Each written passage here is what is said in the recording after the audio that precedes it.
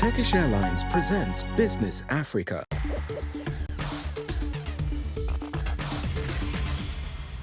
Welcome to another edition of Business Africa. I'm your host, Afolake Oinloye. The top stories this week.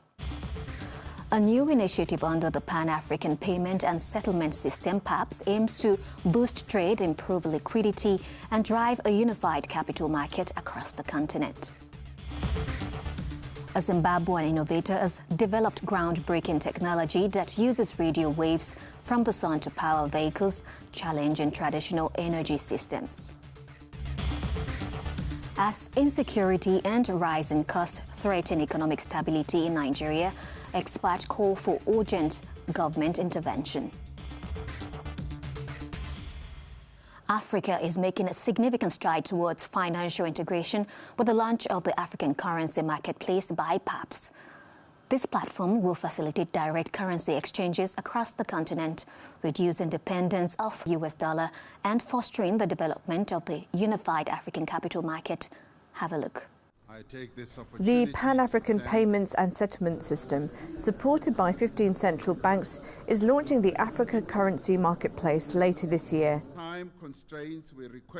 This platform, which integrates with 150 commercial banks, will enable direct exchanges of African currencies, bypassing the need for intermediate currencies like the US dollar. Currently, Africa's foreign exchange markets rely heavily on local and hard currency pairs, often forcing businesses to first convert to dollars for cross-border transactions. The new system will improve liquidity and boost trade across regions with historically limited foreign exchange depth. For example, an Ethiopian airline selling tickets in Nigeria could exchange its naira earnings directly with a Nigerian company operating in Ethiopia using the birr. This solution is expected to reduce currency volatility and shortages, enhancing trade efficiency across the continent. Experts view this initiative as a key step towards creating a unified African capital market, offering businesses new borrowing and investment opportunities across all 54 countries. Joining us to discuss this initiative is Stan Zeze, CEO and Chairman of Bloomfield Investment. Thank you for joining us on the show. Stan, tell us how this initiative will impact liquidity and currency stability across the African financial market. The biggest challenge that we had in this continent with regard to trade among African countries is because the currency are not compatible among each other. So it was the biggest challenge. One of the reasons why we can see that the inter-African trade was so low. Now that African country or African businessmen and women can trade among countries without going through a third-party currency like euro and dollars, is going to make it so much easier to increase the trade relationship between countries. The second thing is, through this platform, businessmen or businesswomen in Ghana will be able to borrow in Nigeria, will be able to borrow in Cameroon, in Cote d'Ivoire, and so forth. So this enlarges the possibility for the financial market for business person on this continent. So this is a first step towards having a single currency on this continent. What are the anticipated challenges in implementing this system? I think one of the challenges that I see in implementing this system will be the challenge of connection, the continent and electricity. But, and again, those are challenges that we can overcome because energy and digitalization has been a priority for countries in the continent because they believe that this is what's going to allow Africa to make that leapfrog. So obviously, a lot of investment have been made in these two sectors, and then this will certainly reduce that challenge. But that could be one of the biggest challenges that I see in implementing this platform. Now, could this initiative accelerate the development of a unified African capital market? And what role can rating agencies like Bloomfield Investment play? What would be the best thing for Africa is to have one capital market. And that one capital market will actually create a big capital market for all companies in Africa and all countries in Africa. Imagine 54 countries. One financial market for 54 countries, which means that for each country will be a possibility of borrowing from 53 countries. And then for companies, it will be a endless market. And of course, credit rating agency will play a great role in this new configuration, because to access capital, you have to establish your credit worthiness. And your credit worthiness has to be established in the currency that you want to borrow. So this is how African credit rating agency will play a major role on this new capital market. We have already started 18 years ago. Bloomfield has been created. We have done great things on this continent. And now, as we go along, people realize that we need to have one capital market because size counts these days. Why is it important to have private rating agencies rather than publicly controlled one as proposed by the African Union? If you look at all rating agencies in the world, they're all private. This is a private business. This is not a public business because of the conflict of interest. Imagine the rating agency created by the African Union, so created by African country, will be rating African countries. It doesn't make much of a sense. And we have warned them about this, but they've gone along and done it anyway. And I think this is one of the challenges in Africa. People are too emotional. I think they wanted to react to the fact that international rating agency were biased, but this is not the best way to react. You already have private African rating agency on the continent. What the African Union should do is to reinforce the capacity of Bloomfield and Augusto to become very big rating agencies in Africa, but they don't need to create a public rating agency. It's not going to work. It's going to fail. I can guarantee you that.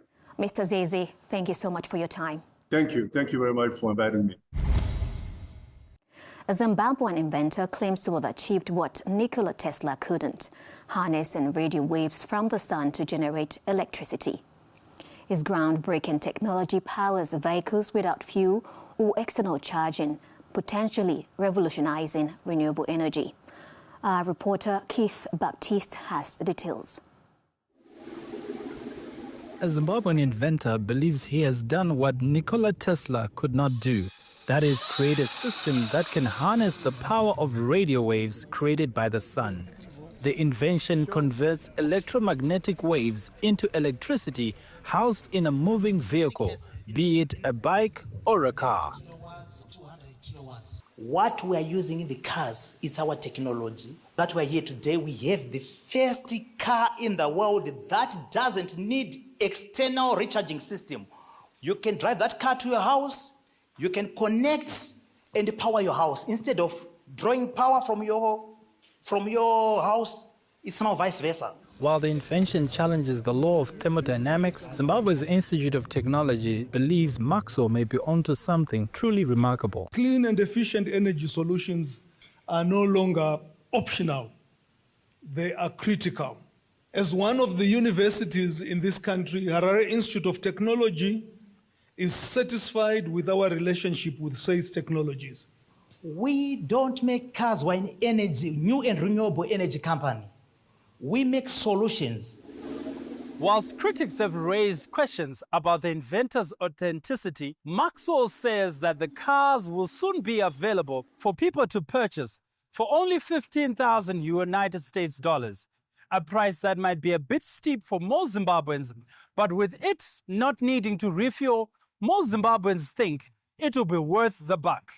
For Africanews, Keith Baptiste in Harare, Zimbabwe.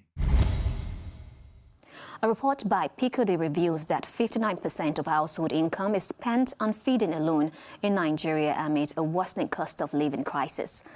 Economic analysts say tackling insecurity and supporting farmers is key to lowering food prices. Tessem Akande reports. Vehicle mechanic Ibrahim Sani is a father of 2 children. He says he makes about $200 a month, but more than 50% of that is spent on food alone. Many times I have other plans for the money I make, but it doesn't work because feeding is the most essential need, especially when you have a family.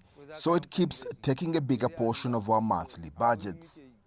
According to online data platform Trading Economics, food prices in January were 26% higher than a year ago. Activities of criminal gangs who kill and kidnap people such as farmers for ransom payments have led to reduced food production, forcing the country to import, contributing to a surge in food prices. Nigeria's Bureau of Statistics says the country's food import bill in the first quarter of last year was about $607 million compared to $311 million in the previous year, which is over a 90% surge. Economic analysts say the government needs to tackle insecurity and support farmers to cultivate more. I can't go to my farm if I know that I stand the risk of getting attacked and killed. If you can be able to help them spend less to be able to produce more, then I think that would be a very, very great help. Defense authorities in the country say they are doing all they can to defeat insecurity and protect farmers and their fields. President Bola Tinubu has also directed the country's agriculture ministry to distribute fertilizers to farmers as an incentive to enhance yield, which should lead to reduced food importation and food prices. Tessem Akende, Africanews, Jos. That brings us to the end of this edition of Business Africa. Thank you for watching. For more business stories and the latest updates, stay tuned to African News or visit us online at africanews.com. See you soon.